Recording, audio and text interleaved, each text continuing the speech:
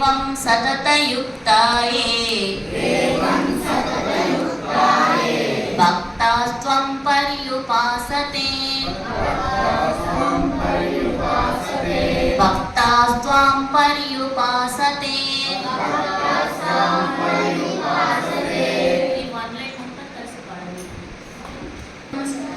एवं सततयुक्ताये भक्तास्त्वां पर्युपासते भक्तास्त्वं पर्युपासते ये चाप्यक्षरमव्यक्तम् तेषां के योगवित्तमाः ఇప్పుడు ఇలా కలిసిపోయి ఏతమవ్యక్తం तेषां के योगवित्तमाः ये चाप्यक्षरमव्यक्तं तेषां के योगवित्तमाः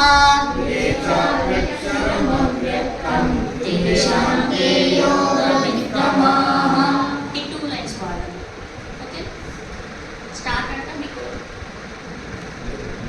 त्वं सततयुक्ताये भक्तास्त्वां पर्युपासते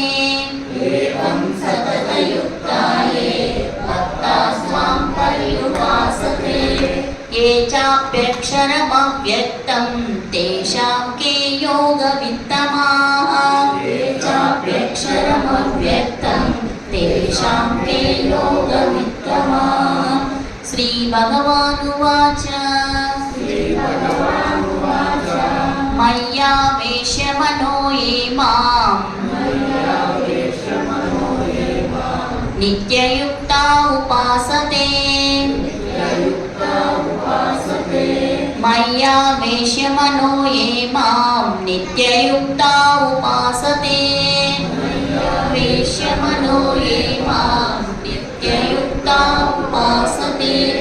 श्रद्धया परयोपेतास्ते मे युक्ततमा मताः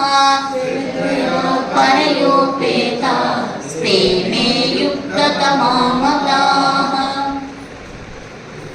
ये त्वाक्षरमनिर्देश्यम्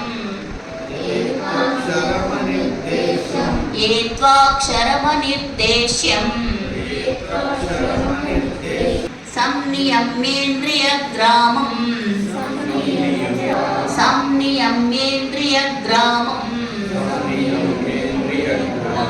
सर्वत्र समबुद्धयः नुवन्ति मामेव सर्वभूतहिते रताः क्लेशोऽधिकतरस्तेषां